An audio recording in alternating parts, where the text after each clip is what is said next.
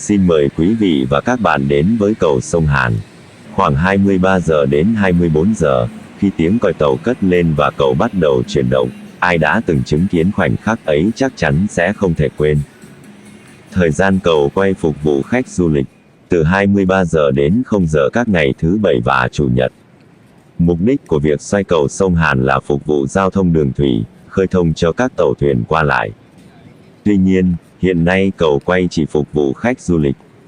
Vì thế, hầu hết vào dịp du lịch cầu đều quay phục vụ du khách và người dân. Hàng ngày, vào khoảng 23 giờ, phần giữa của cây cầu quay 60 độ quanh trục, khi nào để thuyền lưu thông sẽ là 90 độ, và nằm dọc theo dòng chảy của dòng sông, mở đường cho tàu lớn đi qua. Khoảng 0 giờ sáng cầu sẽ quay trở lại như cũ.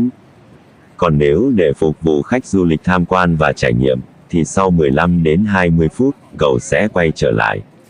Thức khuya ngắm cầu sông Hàn, ngắm thành phố yên bình về đêm, người dân và du khách như tìm lại một chút tĩnh lặng trong tâm hồn.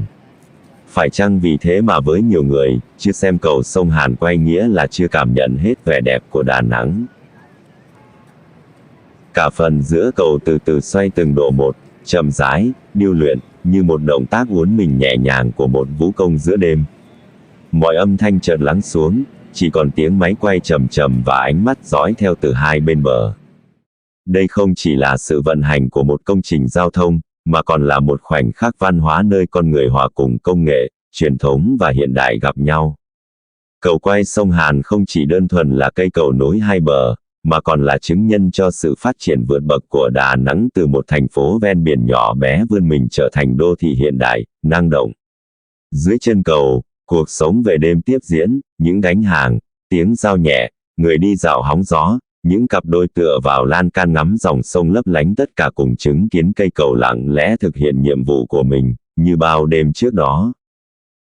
Giữa lòng thành phố Đà Nẵng sôi động và hiện đại, cầu quay sông Hàn vươn mình bắc qua dòng sông thơ mộng, như một nét chấm phá độc đáo kết nối quá khứ và hiện tại. Đây không chỉ là cây cầu đầu tiên do kỹ sư Việt Nam thiết kế và thi công hoàn toàn, mà còn là cây cầu quay duy nhất tại Việt Nam, một biểu tượng đặc biệt gắn liền với nhịp sống của người dân thành phố. Ban ngày, cầu như một dải lụa thép thẳng băng, nhẹ nhàng bắt qua mặt nước trong xanh của sông Hàn. Xe cộ tấp nập, người dân thong dong dạo bộ, khách du lịch nán lại chụp ảnh, tất cả tạo nên một không khí vừa nhộn nhịp vừa bình yên. Nhưng khi đêm xuống, khi ánh đèn thành phố bắt đầu phản chiếu lấp lánh trên mặt sông, đó là lúc cầu quay sông Hàn bắt đầu một màn trình diễn.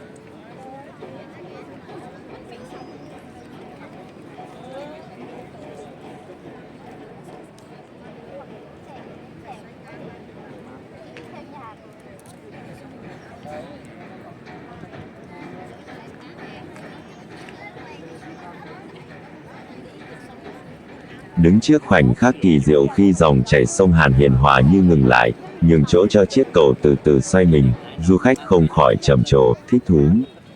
Theo như góc quan sát này, nhận thấy, cầu quay góc 45 độ cho các du khách chiêm ngưỡng và thưởng thức không gian cầu sông Hàn về đêm. Ánh đèn rực rỡ phản chiếu xuống mặt nước tĩnh lặng, tạo nên một khung cảnh lung linh, huyền ảo.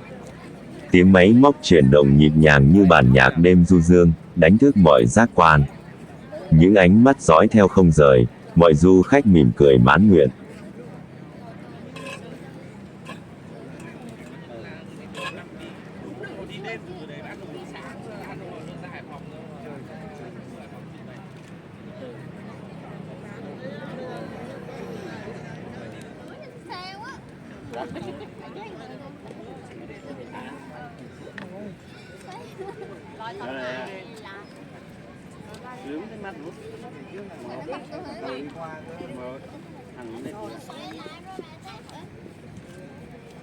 Đây phải xin 50 nhá.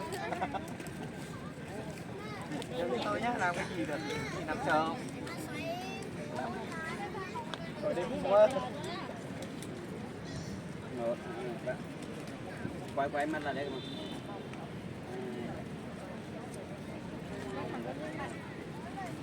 Rồi, quá này. 14 mét.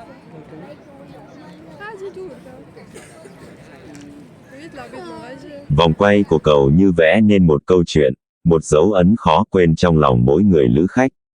Họ không chỉ đơn thuần xem một cây cầu chuyển động, mà còn đang cảm nhận nhịp sống sôi động, sự đổi mới từng ngày của thành phố biển xinh đẹp này.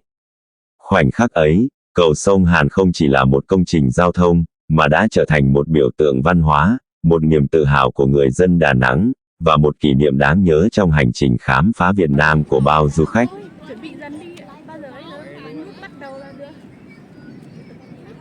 Cầu quay như một nghệ sĩ thầm lặng, ban ngày là kỹ sư, ban đêm là vũ công. Khi bắt đầu quay, phần giữa của cầu từ từ xoay vài độ, chậm rãi, chuẩn xác, không một tiếng động thừa.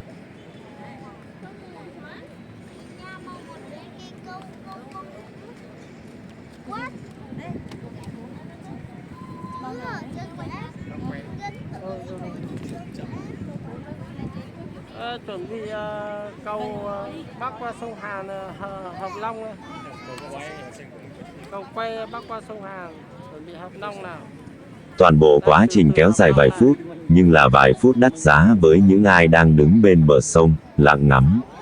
Có người giơ máy quay, có người chỉ đứng im không phải vì bất ngờ, mà vì bị cuốn vào vũ điệu mềm mại của khối thép nặng hàng trăm tấn đang chuyển động như thể không trọng lượng.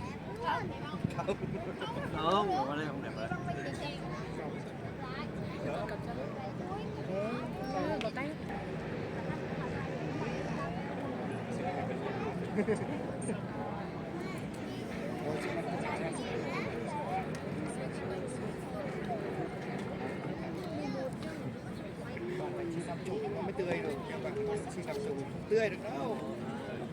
Phần người đi bộ đâu.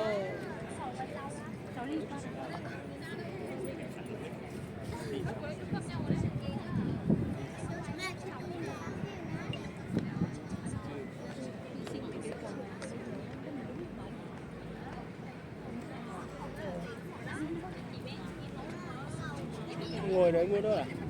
Ngồi kìa. Đấy, được 1/3 đường rồi.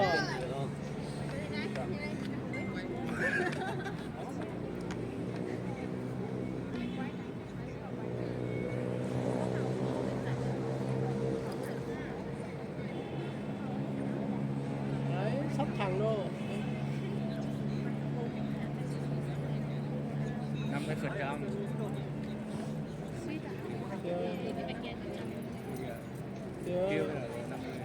Vạch kẻ đường nó chớm đến cái này mới được 5%. Thì đấy bên kia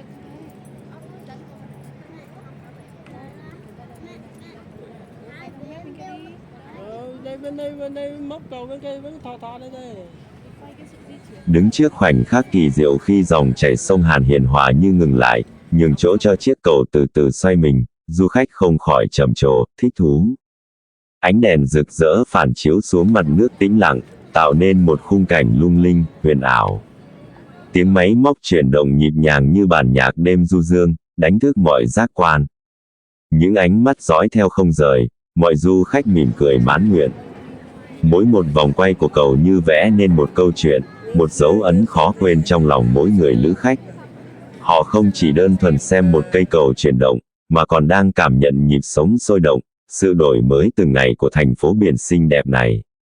Khoảnh khắc ấy, cầu sông Hàn không chỉ là một công trình giao thông, mà đã trở thành một biểu tượng văn hóa, một niềm tự hào của người dân Đà Nẵng, và một kỷ niệm đáng nhớ trong hành trình khám phá Việt Nam của bao du khách. Bạch Dương đây, Bạch Dương. Đây, chuẩn bị Bạch Dương nó chập với nhau là được này.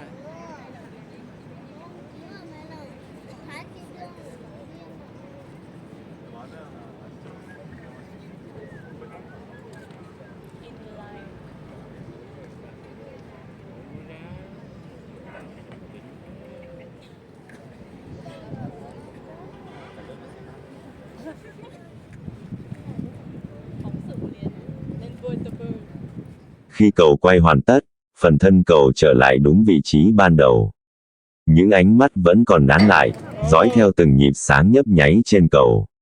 Gió sông Hàn nhẹ nhẹ thổi qua, mang theo chút hơi ẩm mát lành len lỏi vào từng kẽ tóc, làn da.